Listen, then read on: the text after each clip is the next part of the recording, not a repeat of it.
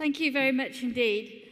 I would like to say how delighted I am to be here today and absolutely fantastic, really thrilled with what I've heard from the excellent presentations today. I'm really deeply impressed and so pleased to have such a strong voice coming up, definitely and clearly representing the people, which is what we're supposed to be here for. So thank you.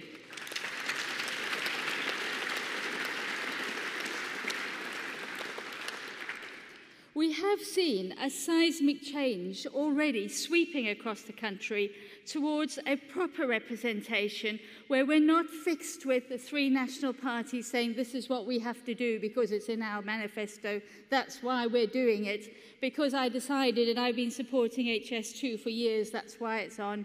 That's not what this should be about at all. That is not local democracy. What I want to see is the people being represented really clearly through you, through all the councillors that we've got across England and Wales and Scotland, I know have been here today as well, all of those representatives standing up and speaking clearly for the people they represent. What I'd like to see is people listening, councillors who listen carefully and think through the issues, because one of the difficulties that I'm sure some of you will have found when you stand up and speak, suddenly you realise that there's a little hole in your argument that you haven't quite covered, and now what? So it can be very difficult. But if you've tried those arguments with people in your group, if you're in a council, with other people in the pub, with people in the street or at the school gate, and you've tested them out, you get them really nicely rounded so that by the time you present it, in what can seem quite a scary environment of a full council meeting, perhaps with 77 or 84 or 100 councillors there who are critical, they're not necessarily going to be your friends. They're looking for an error. That is where your preparation and the thought process that you've put into what you're saying really comes to the fore and really counts. So that's why I'm really pleased to see you thinking about issues carefully, taking the trouble to come to conferences and learn from those who are closer to the issues so that you can formulate your own thoughts, listening to the people you represent and putting that forward nice and clearly in the right place. The Local Government Association represents all the councillors of England and Wales. Specifically, those who are members are the district and the county council unitary metropolitan authorities and one parish council. I'm sure we need lots more of those. What we do is listen carefully to the councillors. We try to collate all of that information. We collect data.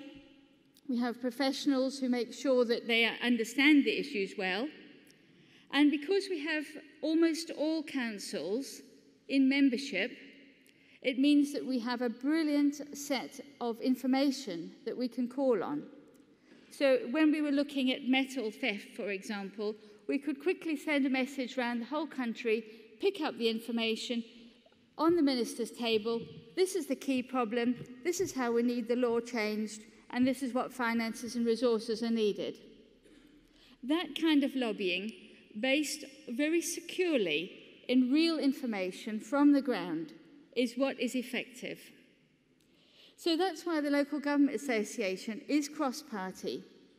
And that's critical because it is only because you're speaking on the issues that you can all agree.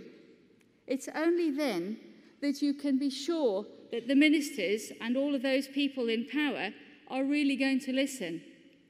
That's your strength.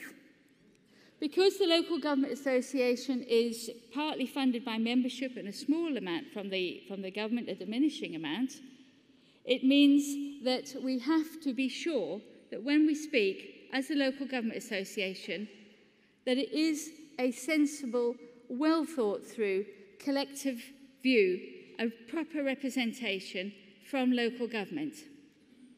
And that means, if we're going to be cross-party, it means that all the voices are really important in our Local Government Association and in particularly in the group. We have within the Local Government Association the four groups, Labour, Conservative, Liberal Democrat, and the independent group. So we represent all of those. And I say we because Pete Reeve here is here today, who's the deputy on the group, and we represent your views to national government. In coming up towards a conclusion, I would like to say that there are lots of possibilities for you in local government. Trying to think about why be a councillor. And I was thinking about this, and I must admit it's quite a tease when a new councillor walks in. The other councillors will be trying this question. You'll have had it, you know, why did you stand then? And they're hoping you'll say, I wanted the expenses. I thought I might learn how to milk the system. Or I thought I'd get some in on how to make sure I can get my business deal through. I bet you didn't fall for any of those. Not from this area. No, what I hope and I believe we independent UKIP and all of the independent group members stand for is because we want to see our areas properly represented at all levels. And that's what we're standing for. So I hope that if there are any questions, I'll be around briefly afterwards. But I really wish you every success. I know you've got tremendous opportunity coming, and I'm absolutely thrilled with your success. It's really going to take us places. Thank you.